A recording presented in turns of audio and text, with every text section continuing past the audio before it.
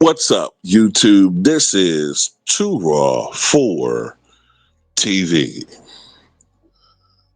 All right, so before I get into this video, I want to give a shout out to one of my subscribers for showing love. Shout out to the brother Swarthy Wizard for the $60 donation via the PayPal. Much respect to you for showing love, man. Salute to you. He says, happy late super awesome birthday in my LeBron voice.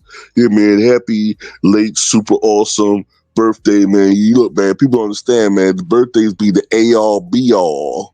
The A-all. You stupid bastard. Not you, man. I'm talking about LeBron James, man. So he says, video request. Do you think the GOAT talk between Kareem versus Wilt is better than MJ versus Kobe? Like to hear this take.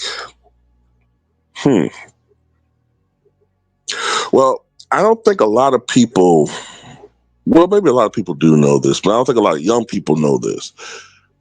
This whole bullshit Michael Jordan versus LeBron James GOAT debate was lifted from social media. It was stolen from social media and talked about on television. Initially, the real GOAT debate started on the internet, social media, and it started in basketball communities from real basketball fans. There was no, it wasn't any monetary or pecuniary interests involved when it came to this debate. And yes, I just dropped the word pecuniary. Look it up. It wasn't any interest as far as revenue or any type of, there wasn't any ulterior motives behind it. It was real basketball talk. And I would say it started around 2006 in real earnest. When Kobe was doing what he was doing, 81 points to 62 and 3/4. The next season, the 4 straight 50-point games to 10 50-point games in 1 year. And then the back-to-back titles without Shaq. That's when it really began in earnest. And that's when it was at its most intense. Because remember, Kobe won his 5th title when he was still just 31 years of age. Mike didn't win his 6th until he was 35. So there was a realistic chance that Kobe could match and then even exceed Michael's ring total, though he never was able to do so. So this was a fevered pitch, Kobe versus Mike, the GOAT. Who's going to be the GOAT, or who is the GOAT? Because at the time, people were saying, well, Kobe could still be going, And, look, it made sense because they both played the same position, shooting guard.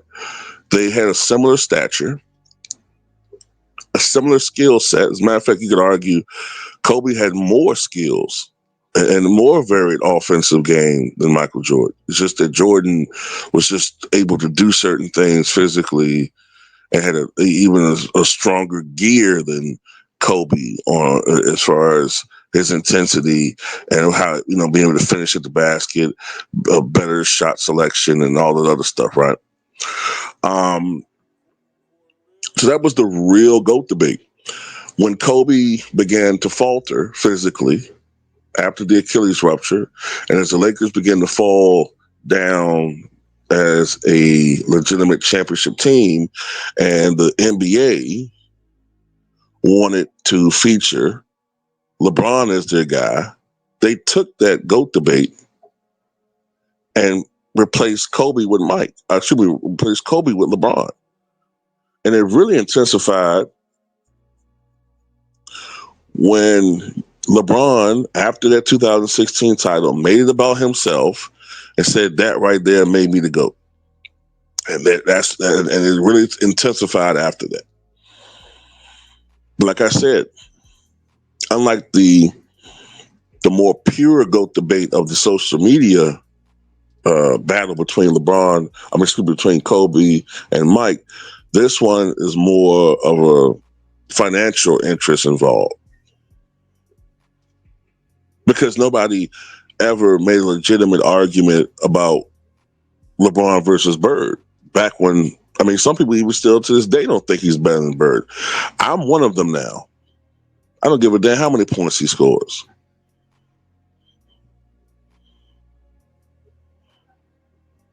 You know? So to me, Mike versus Kobe was the better and more logical debate. Because if people ask you, well, who's the closest thing we've ever seen to Michael Jordan? And everyone would say Kobe Bryant. So then why is he not part of the GOAT debate? They can't logically answer that. Now, Kareem versus Wilt. There's some parallels with Kobe and Mike because they play the same position. And they actually did compete against one another. Um, a, a difference is, unlike Mike and Kobe, these two didn't get along with one another. Now, initially they did. Back when Kareem was still Lou Alcindor and he was playing high school basketball, right? When he was dominating with Power Memorial Academy, I think the name of the school was. And I think the time Wilt might have been with the Warriors. And Wilt took him under his wing, and they had a great relationship. A great relationship. Matter of fact, I want to say Wilt even gave Kareem some hand-me-downs as far as clothes and shit. Because, it ain't like most people could wear his clothing. Back then, Wilt was a lot more skinnier. So they had a good relationship. What happened is that as Kareem got older, Kareem grew more militant. He became, and always has been very left-leaning in his beliefs. Wilt was a conservative, a Republican. And, Kareem saw him as, let's be honest, he saw him as a sellout. Now, to be fair, Wilt Chamberlain grew up in Philadelphia. He was born in 1936. It wasn't until the 1930s that black people generally, and I say generally, because I'm not talking about everybody, up until the 1930s, black people generally voted Republican. Okay? And there's some exceptions. But from the New Deal onward, we started voting more and more Democratic to the point where it was like, it got more and more intense for each generation. So, and plus the Republican Party of the 1940s, 50s, and 60s is totally different from the Republican Party today. So just want to throw that out there. But still, they started having problems with their relationship, man. And I think part was Wilt's ego. Wilt didn't like somebody usurping his stardom. Kareem didn't respect certain things from Wilt. I think he thought Wilt didn't approach the game as seriously as he thought maybe he should. There were criticisms about Wilt not winning, not wanting it enough. Remember, Kareem won on every level, high school, college, and professional. Wilt lost in college when he went to the University of Kansas in the mid-1950s. Wilt won 2 championships, but Wilt also lost 4 NBA finals. Okay? But my retort to that is, then why does it matter that why does it matter that Wilt's 2-4 in the finals, but LeBron gets to be 4-6 and yet still be in the GOAT conversation? And that's on top of him being able to benefit from the advantage of actually having free agency available to him, which was not available when Wilt Chamberlain played. So, those are some of the things I have to push back on.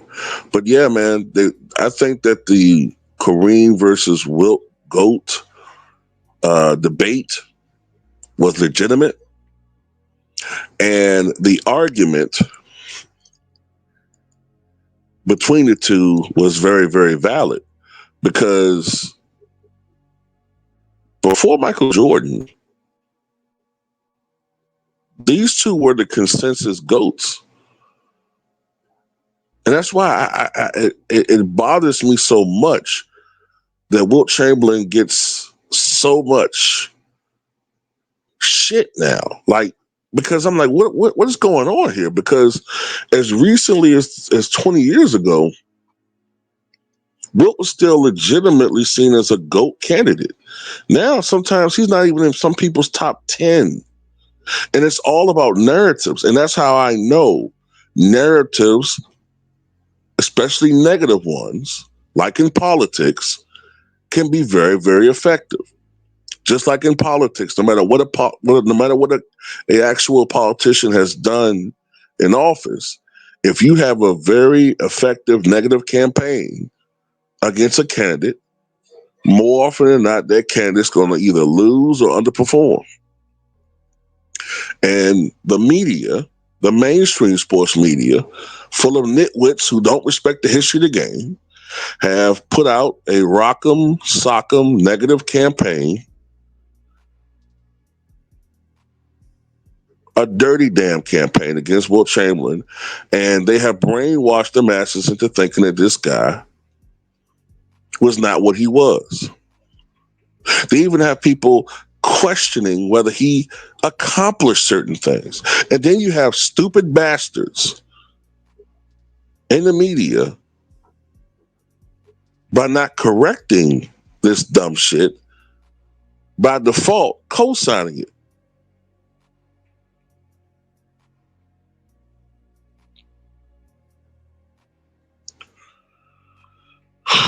So, look,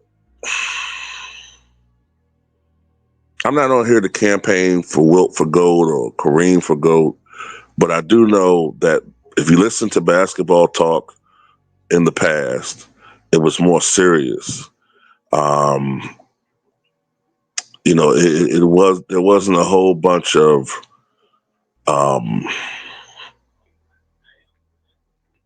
it wasn't a whole bunch of straw arguments, straw man arguments and cherry picking and all this other nonsense that we see today. I do notice that people who would pick Wilt were a little older. Those who thought it was Kareem were a little bit younger. But they're willing to listen to one another. And they were able to disagree agreeably. You may not have to agree on certain things, but, grown men are able to disagree agreeably.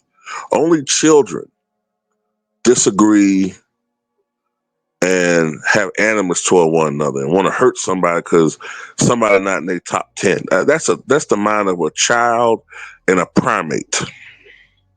Okay. But maybe I'm not answering your question as clearly as I should. But I really don't know if I could say that the Wilt versus Kareem debate was a better one, because I thought they both were legit debates. They were legit debates. I don't like how Wilt Chamberlain and Kobe have somehow been pushed out from competition in this situation. Because I'll give you another example. Karl Malone. When I was younger, when Karl Malone retired, Karl Malone was called the greatest power forward of all time. And this is when Tim Duncan already won a championship. But when Karl Malone retired in 2004, he was called by the masses the greatest power forward the game has ever seen. This is with no championships, by the way. None. None. Now, as Tim Duncan won I think it's about his third title in '05, then people started saying Duncan. And then some people still were saying Karl Malone, even by Tim Duncan's fourth. But by the fifth title, they said, nah, it's Tim Duncan. We got to give it to Tim. Now, if Karl Malone was being called the greatest power forward of all time with no championships, if he had two titles like Wilt, well, didn't you think that probably mean he was top 5 all time? So why is Wilt not top 5? Oh, because they say that his stats fell off in the playoffs and the finals. But see, that's when you look at things out of context. And what they don't tell you, when you look at those stats, right? Wilt played in 160 playoff games, correct? If I'm not mistaken, half of those playoff games came when he was a member of the Los Angeles Lakers. And when he was a member of the Los Angeles Lakers, he was often the third, fourth, and fifth scoring option. So when you have all these playoff games where you're no longer scoring 30 and 40 points a night, but you're scoring 15 and 18, that's going to decrease your scoring average disproportionately in the playoffs when you've only played a handful of games comparatively on those teams when you were the main scorer. Also, in the latter stages of Wilt's career, playoff series had more games and it had more rounds. So he was playing an infinite amount more games down the stretch in his later career when he was a second, third, or fourth, or fifth option. Same thing as far as his finals career, where when his finals careers, that's 73, 72, 70, and 69. All in his Laker years. All when he wasn't scoring as much. The same effect or the similar effect can be seen in Oscar Robertson's scoring. If you look at his stats, his scoring average went down in the playoffs. Why? Because a lot of his playoff experiences and games occurred when he became a member of the Milwaukee Bucks. Hence, his scoring average took a major hit because he was playing on a team where Kareem was the number one option. These are the facts that are really out there. If you do your damn research, you know, listen to a bunch of idiots who have agendas and are just cherry picking to prop someone up, or they're being paid to push someone down because they hate the so-called old school era. You know what I'm saying? But anyway, that's pretty much all I got to say in this video, man.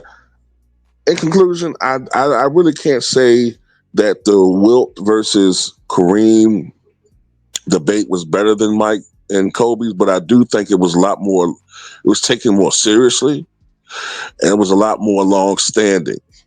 And unfortunately, because of, you know, recency bias and because of all these other things, it's no longer seems like it's a valid debate, especially with Wilt in the picture. The Kobe versus Mike thing was a legitimate debate. But those in power somehow tell us that Kobe's not supposed to be in the debate. You know, that's just what they say now. It is ridiculous. But anyway, tell me what you guys think.